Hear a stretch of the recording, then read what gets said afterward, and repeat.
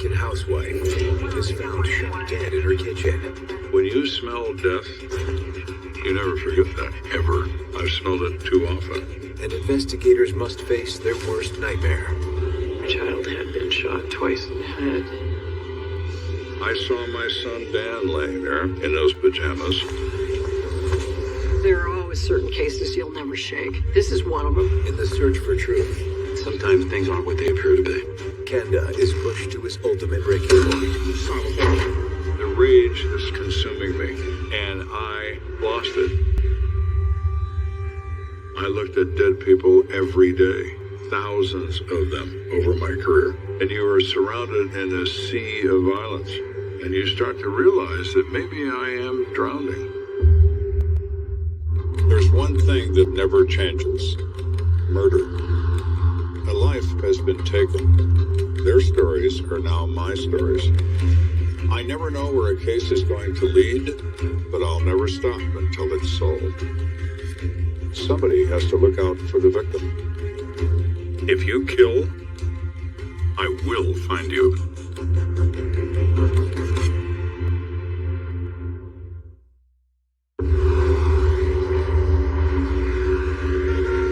August 30th, 1989. I'm a sergeant in homicide. I was in my office at 3 o'clock in the afternoon reviewing old murder cases. It's Kenda. Sergeant, you're needed in the conference room. Okay. So that she would never reveal it.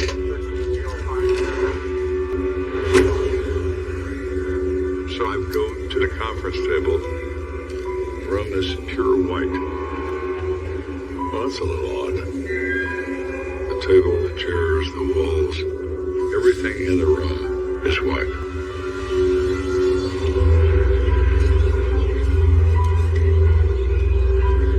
And sitting around the table are the victims of my cases.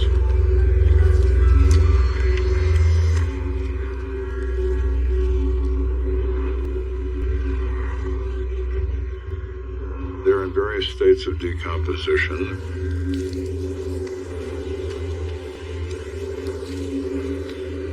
Their clothing is torn, there are insects crawling on them.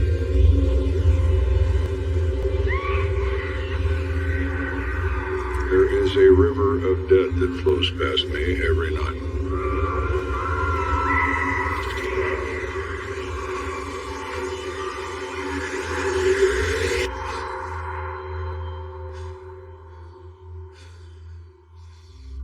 When I wake up from one of these dreams, I'm sick to my stomach and soaking wet. Joe, are you okay? I could tell when he was having a nightmare because he'd thrash around in the bed. Was it that dream again? Do you want to talk about it? No, I'm okay. He would shut down. He would be quiet. He wouldn't say anything. He'd stare off in the distance. As a child, I was not aware of Dad having nightmares, not at all. He was very strong for us. It was bad enough that my mom had to deal with it. I think he was just conscious about not wanting to burden his kids with that as well. I wish you talked to me about your job. I hate seeing you so upset, and I don't even know what's going on. I never told Kathy for a long time, years. I never told her. I thought it was just cruel. Why do that? Why make her suffer like I'm suffering? Well, if you don't talk to me, you should talk to someone. I'm gonna head to the station. Getting an early start. It was maddening at times. He'd just keep on doing whatever he was going to do. I had always treated my employment as a mission, that I was going to make a difference in the world no matter what it took or no matter what. I had not given much thought to retirement. But there are parts of my brain that kept knocking at that door. And I'm thinking, what are you going to do when you grow up? What are you going to do when you stop doing this and looking at dead people?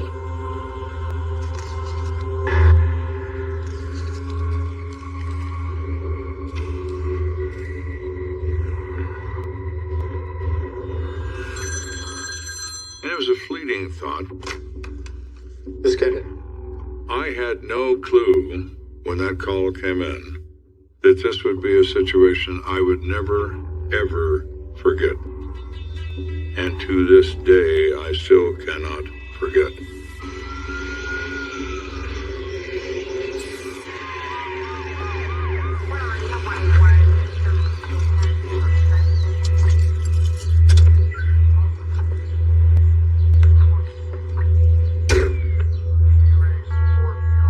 The Chamberlain Trailer Park was one street over from the station where I worked for quite a few years. It's a really nice mobile home park. It's very well kept. Thanks. The officer standing on the porch of this trailer knows me. He looked at me, and next to his leg, he held 3 fingers.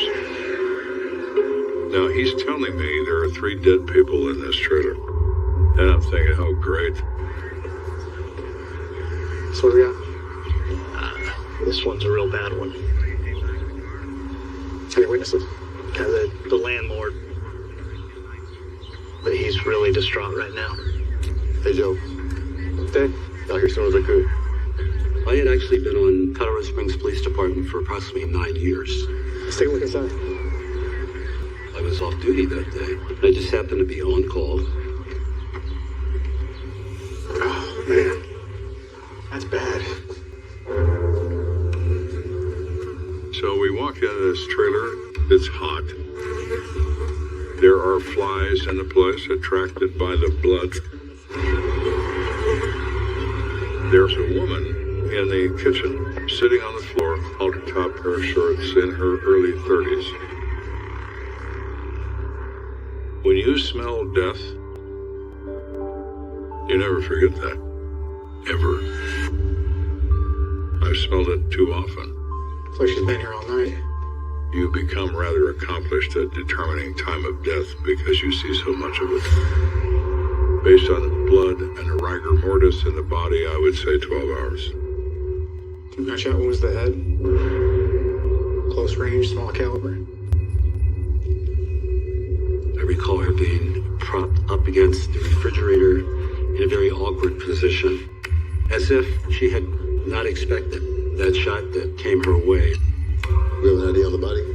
Yeah, we found her driver's license. She is Cynthia Anderson, and she's 32 years old.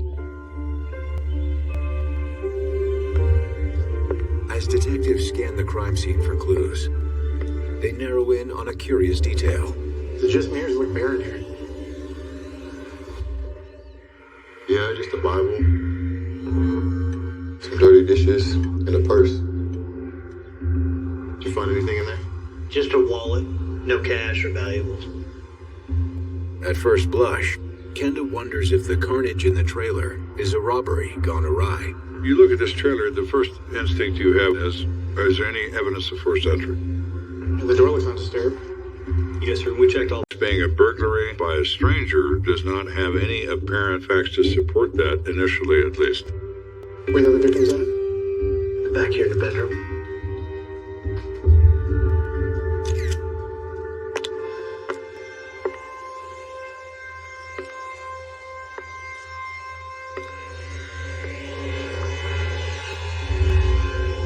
There is a Caucasian male, approximately 30 years old, laying on the floor. He's got a gunshot wound to the right temple. And there is a Jennings .22 caliber semi-automatic pistol on the floor. Hammer's cocked. Looks like it's been fired. The pistol is ready to fire again. So you have to be careful when you handle these things because you touch that trigger and somebody's going to get shot. I just said there are 3 victims. In the bed.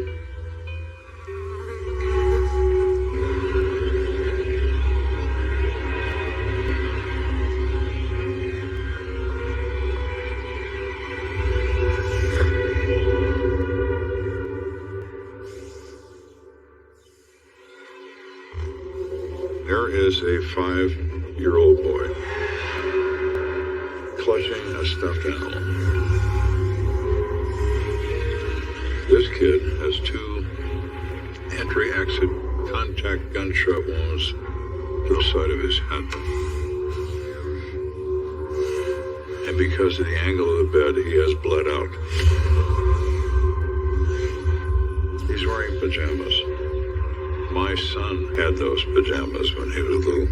The very same ones.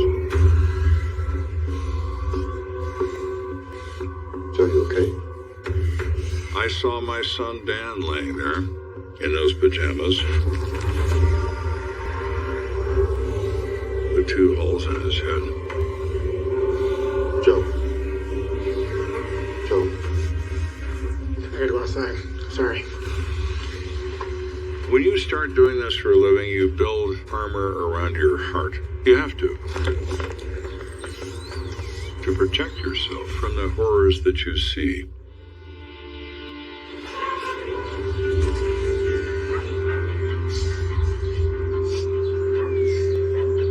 But there are times when something will go through that armor like a stiletto.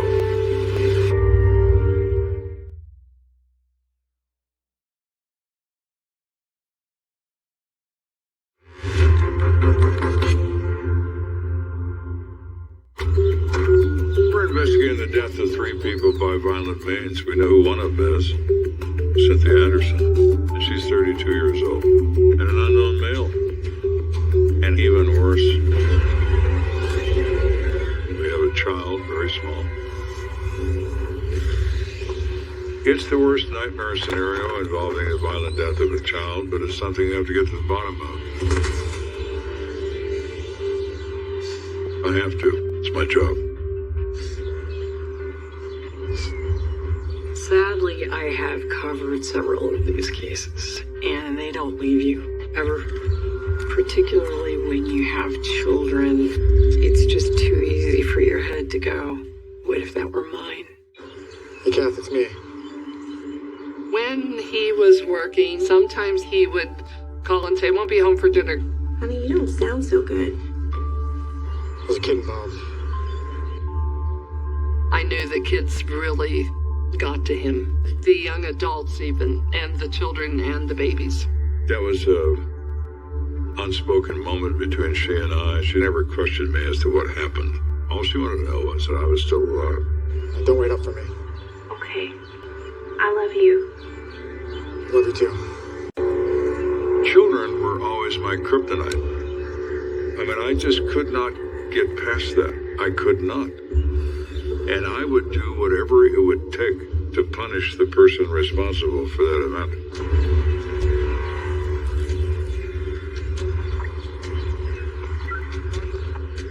Sorry about that. I had to check on my wife. Of course. Did you find any IDs on those 2 bodies? Moore tells me they've identified the male in the back bedroom as 32-year-old Scott Anderson, and he is the husband of Cynthia Anderson, who's dead in the kitchen. And their child, 5-year-old Scotty.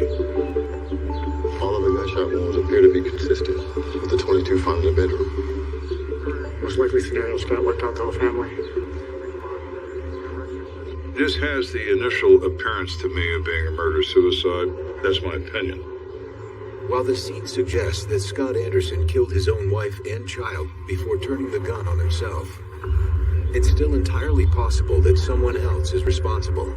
We have one opportunity to really get it right and make sure that we're not jumping to conclusions. We need to find out if anyone stopped in this trailer last night. I'm on it. The issue in any case involving multiple victims is who is a potential enemy of these people.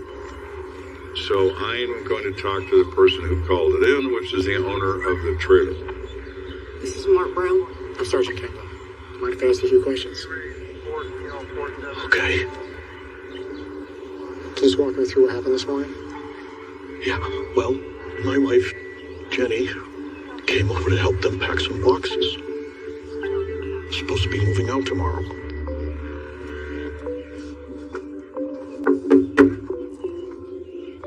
When he got to the trailer, he got no answer at the door. You talked to her, right? She said she'd be home all morning. Mr. Brown reports that he knocked several times, and when he didn't get a response, Hey, Cynthia? He tried the doorknob and it wasn't locked. Typically, in a landlord situation, you would not go in, but they were friends and they were helping her. Cindy? What the hell is that smell?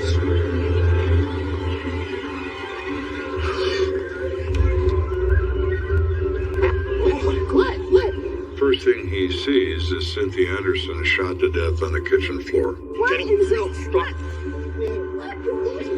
She's dead. All right, she's dead. What? I never seen anything like this. What happened next? He said he went to a neighbor and found a phone and called the police. And then he sent his wife home because she was so overcome with grief. Did you go inside the trailer? No. I just opened the door. Please tell me that little boy is okay. I said, Mr. Brown, I'm very sorry to inform you that little boy is certainly not okay. He was overcome by that. He liked that little kid. Who wouldn't? That's okay. We can talk later.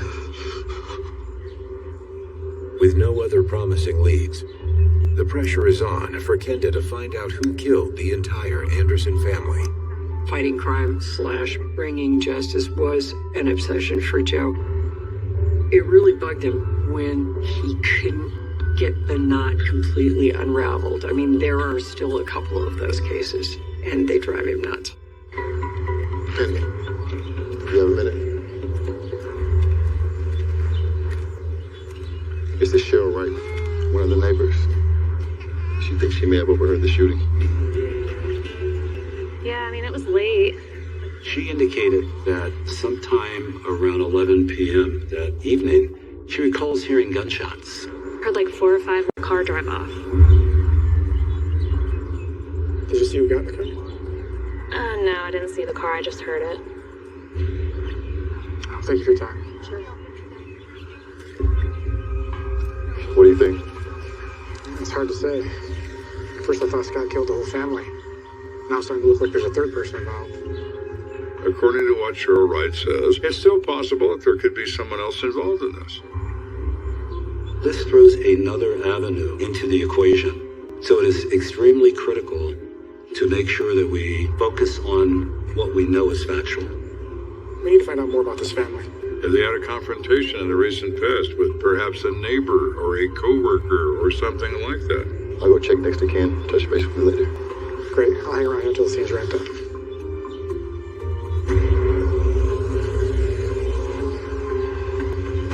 Later that evening, Detective David Moore checks in with Kenda on his findings. I tracked down Scott and Cynthia's family. They're all over Wisconsin. Really? Also pulled a background check on Scott and Cynthia. Found something odd. Moore also determines that they own a home together, Scott and Cynthia Anderson, and it's located on Manitoba Drive, about a 40-minute drive from the trailer park. Strange, right? Maybe they were renovating. I don't know. Let's look into this. So now the question is obvious. Why do you need 2 households? We don't know. It's our business to find out.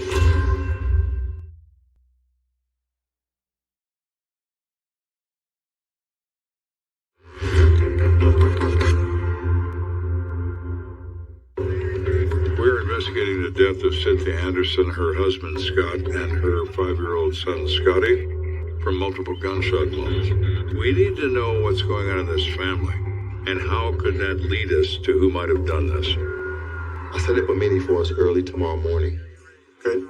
Detective Moore has set up an interview with John Howell, who is a business partner to Mr. Anderson, to see what he may know about this family.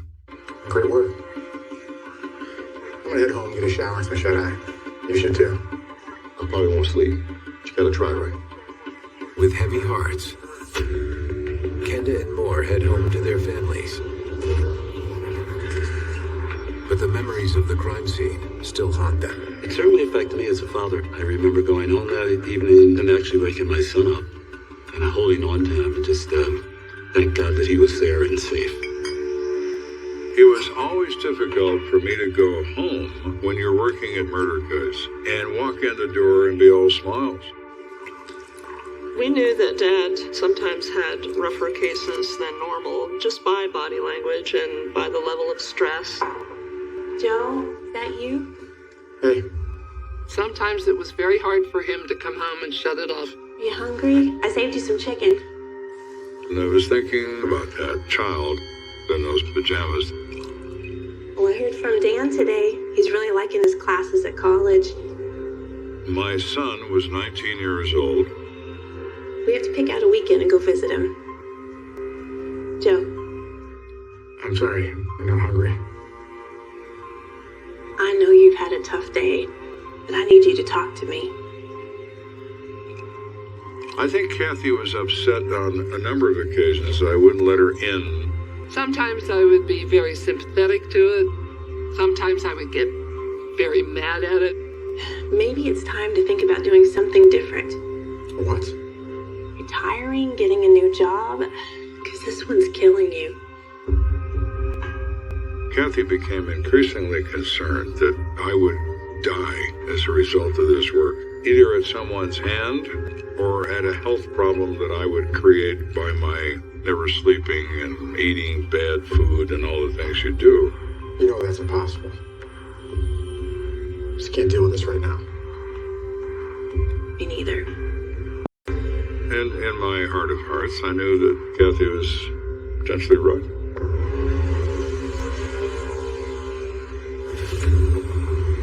The next morning, Kenda and Moore meet with Scott's business partner, John Howell, hoping for additional insight into the Anderson family. Good morning, Mr. Howell. Call me John. John was a individual who owned a commercial window washing business. I'm Sergeant Ken, this is Detective Moore. Thank you for talking to us. That's unbelievable. The whole family just gone. Who would do such a horrible thing? Mr. Howell did say that there's no way Scott Anderson would have ever hurt his wife or his child. In his opinion, they're a loving, caring family, and they go to church on Sunday. Scott and Cynthia had actually met one another in Wisconsin. Cynthia was pretty far along with her pregnancy. The natural father left her, in a bad way. Scott Anderson not only stepped up to dating a pregnant woman, but went so far as to name the baby after himself. He raised that child from birth to age 5. They got married and moved here about 3 years ago. That's when we met. Started working together. I understand they have a house on Manitoba Drive. Do you have any idea why they were living in a trailer on the other side of town? And Scott wasn't living there. Just Cynthia and the boy. Really? He said that 2 months prior to this event, that Scotty and Cynthia abruptly moved out of the house. So we asked Mr. Howell, why would they do that? Was Scott seeing anyone else outside of the marriage? No way. Scott and Cynthia were good Christians. And Scott said it was a bit of a squabble. Didn't say what. But they were getting it settled, and Scott had told him he'd even prayed about it. As a matter of fact, Scott had redecorated the home they had been living in, got new curtains, and was fully expecting Cynthia to move back. Well, thank you for your time. We're sorry for your loss. My opinion of Mr. Howell is he knows little or nothing about these people's marriage or about their relationship. He's a business partner to this guy. He's not in his life. He doesn't know anything about his life. But Kenda knows someone close to the Andersons that might be able to give him the insight he needs.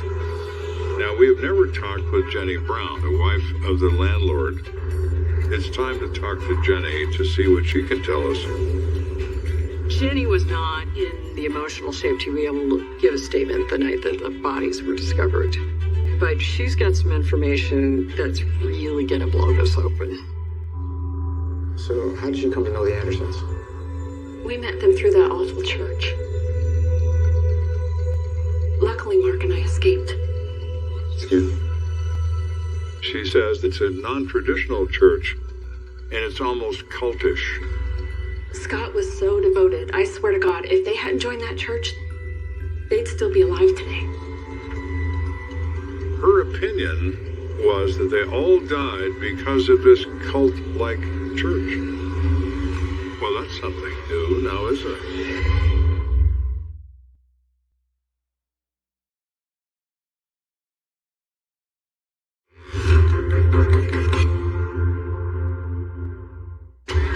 We've been investigating the shooting death of the Anderson family, Cynthia, her husband Scott, and their 5-year-old son Scotty. We've learned this might have occurred because of Scott's devotion to the church. Why do you say that? This church was very restrictive, and Scott took their teachings to the extreme. Cindy wasn't allowed to work or drive a car, and any extra money that they had went to that church. Every man, according as he has purpose. And the money that Scott actually impacting his family and their ability to meet their needs. He was just becoming more irrational every day. It was like it was all or nothing with Scott. It was crazy. There was a lot of controlling factors involved in this church. Cindy, what is this? Just Scotty's lunch. Cindy, what is wrong with you? This is not nourishment.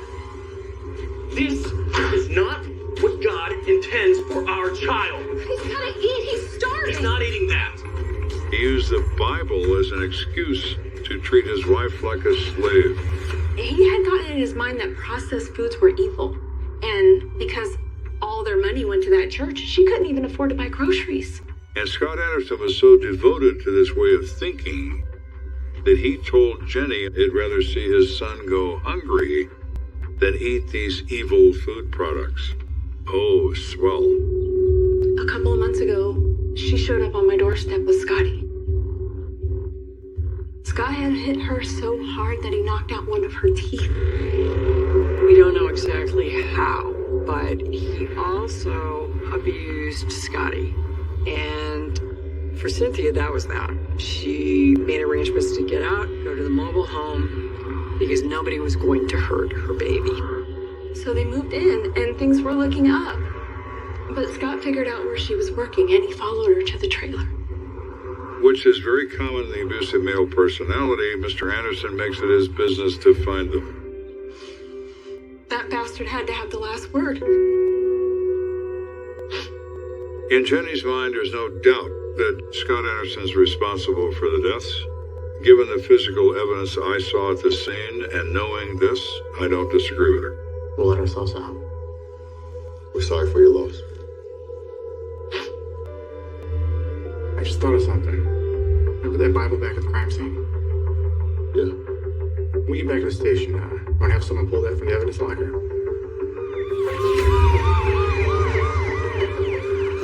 Found it. Nobody's touched it since.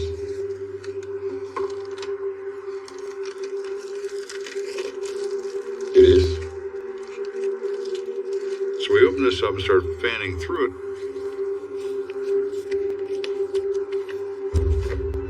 And in the middle of the Bible is a note. We take that out carefully. I kept saying the same thing over and over. Why are you leaving me? This is not right. We need to make sure we get back together and make this work. It was a very disturbing note because there were threatening comments there. Sick bastard. While the evidence is overwhelming that Scott Anderson killed his entire family, Kenda and Moore need the coroner to make the final ruling. So we stopped down to the morgue. Hey, Doc. Hey. So what do you think? The autopsies have been complete on all 3 people. So Scott's wound to his right temple was a contact wound. I'm confident that it was self-inflicted. I think he turned the gun on his family and then turned it on himself. So I'm ruling this a double murder-suicide. But there's one more thing. She was pregnant. What? It was early on. Not even sure that she knew herself. It makes me sick to my stomach that Scott not only achieved his goal of killing his wife, killing her child, but killing their child also. I mean, that is pretty damn close to demonic. Based on the evidence and witness statements, Kenda can surmise what happened to the Anderson family.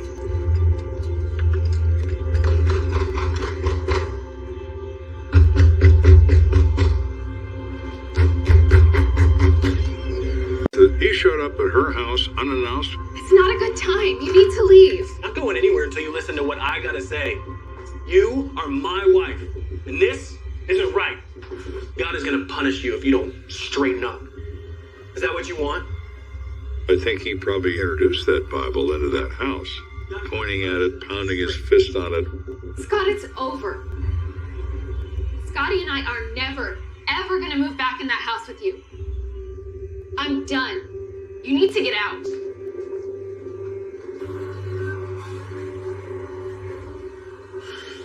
Cindy, I talked to God today.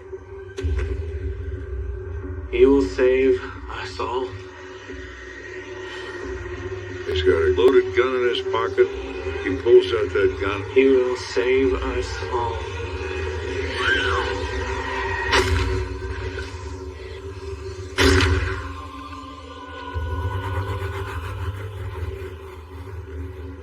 He then immediately walks down that bedroom hallway.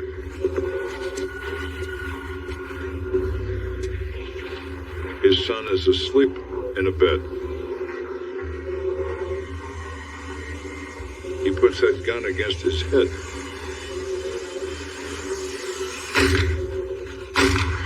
And shoots him twice. Bang, bang.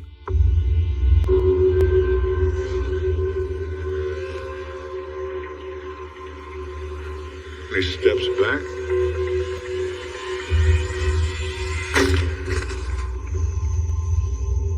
And then the case was closed. We have a suspect who is deceased, Scott Anderson.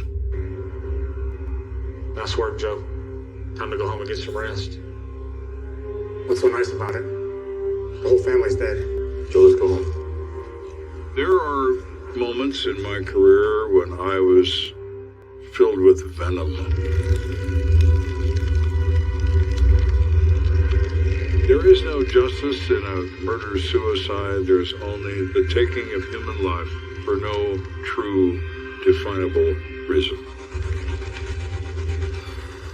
There are always certain cases you'll never shake. This is one of them.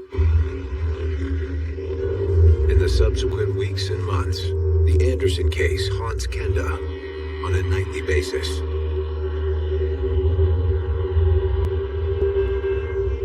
I'm like frozen solid, staring at this kid with gunshot wounds to the head in my son's pajamas. And I can't close my eyes. And I can't leave the room.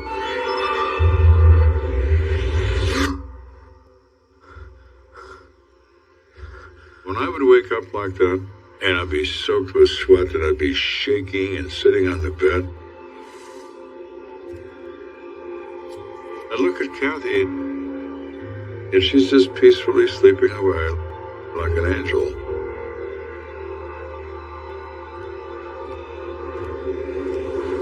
The nightmares continue to take their toll until one day a case comes in that pushes Kenda to his breaking point. I came into work, and it was a terrible start to the day. We were overwhelmed. I got a guy in room 4 ready to confess, but I gotta go on a call. Nobody? Okay, I'll do it. No problem. One of the people under arrest was a 74-year-old man who'd been arrested for sexual assault on a child. The victim was 5 years old. Damn. That's repulsive. Okay, go. I got this. All right, appreciate it. Thanks. About time.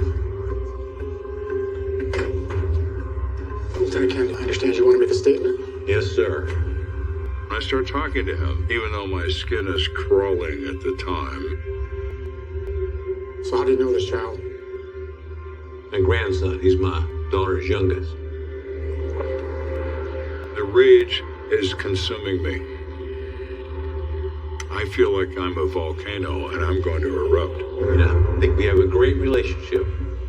Go to the park, do puzzles. Why'd you do that to that little boy? Came on to me. And I lost it. You son of a bitch.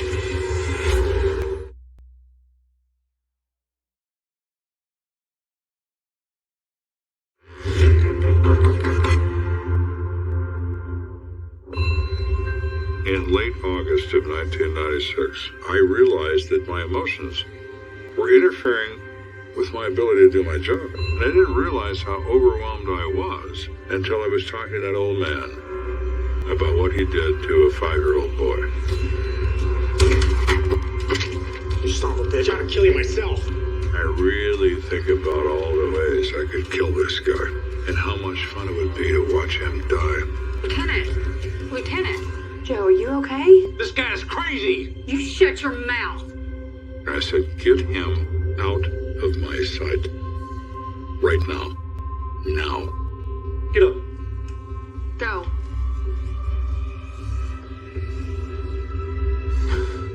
I know what I needed to do. I had been on the police department for 23 years and 6 months to the day, which equates to 106 years of doing anything else. I sat there and I was sick to the stomach and my heart was going 400 beats a minute. I felt I was losing control of me, that I was becoming someone I didn't care for. I didn't want that to be my legacy, that I was turning into some sort of a monster, so it was time to stop that. I tortured my own family, and I tortured myself on behalf of the citizenry of Colorado Springs. So I typed a single sentence. As of September 1, 1996, I am retired from the Colorado Springs Police Department. And I signed it. And that was that. It felt like somebody lifted an aircraft carrier off my head. I didn't walk out of there. I floated. Because I was lighter than air. I had no retirement ceremony. I didn't want the stale coffee and the stale cake. It didn't interest me. I wasn't doing that anymore. See you Monday. I was there on Friday. Here you go. Thanks. And I wasn't there on Monday. I was thinking about where we could go on a vacation. Maybe rent a cabin for a weekend. Sounds nice. Once he handed in his badge, I was very grateful. All the times of him working long hours, I really had a lot of concerns. Now, I didn't have to worry about Joe getting shot and killed anymore. So, what are you gonna do today? I have no idea. Over the years, he slowly began to decompress. And finally one day, Kathy looked at me and said, "You're the guy I married again." I wasn't a policeman when we got married. I thought that was very nice.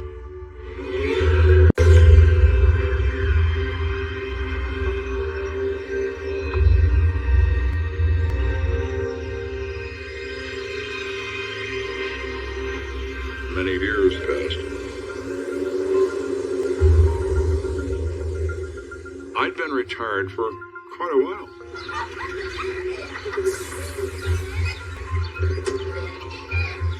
Good morning, Mr. Joe. Good morning.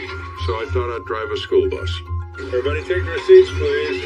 And we're like, okay, Dad is driving a school bus. Never thought that would occur. I loved it. The first job I ever had in my life, where everyone was happy to see me. Everybody ready to go to school? Yeah. Well, let's go to school in that case, all right? But there was always those nagging memories that pulled at me. PTSD happens when it chooses to. The best way to describe it is having a nightmare while you're awake. It takes your breath away. And it'll last for 15 or 20 seconds. And it's absolutely startling. I had kept everything bottled up in me when I was working, but now it's 8, 9, 10 years later. So I got a letter in the mail that changed my life. It's a letter from some guy that says he's going to put me on television. I'm like, that's going to happen. And I said, well, you need to call him. I'm not calling him. No, you need to call him. And she said, I think it would be good for you to talk about these things. Finally, to keep peace in the family, I said, okay, I'll call him. Turns out he's a television producer who is very accomplished. Basically, it was my mother who nagged him into it. That's probably the shortest version there. What do you remember about that first interview you gave for the show? The first season, the first time I started talking about this, it was a flood. They couldn't shut me up. It was like the dam broke. And here comes everything right now. I began to feel better, a little better all the time. Because of talking on the show, the nightmares got less, the PTSD got less. The show helped him. I think Hugh's analogy of the camera being like a therapist for him is true. People are not typically willing to share things that are painful to them. He is. There's been a lot of benefits, actually, to the show. People want to talk to him and want to thank him for things that he's done. And he's just representative of many, many hardworking detectives that are out there in this country doing the exact same things, who aren't on TV, but are going through the exact same types of challenges in their lives. And that's been very healing for him. It has been my honor to entertain you. And it's also been my honor, hopefully, to educate you to some degree about how the world works and how people act and behave. And hopefully that can continue in some way. I've had a long and varied career, and I was successful at what I did. Will my passion ever stop for justice or finding the truth or locating people responsible for horrible things? No. That would never stop until I take my last breath. I put my badge down. I put it down. I can't put my desire down. It's part of me. If you could analyze my DNA, I think you'd find it there. Something I've always said, and I always meant. If you kill, I will find you.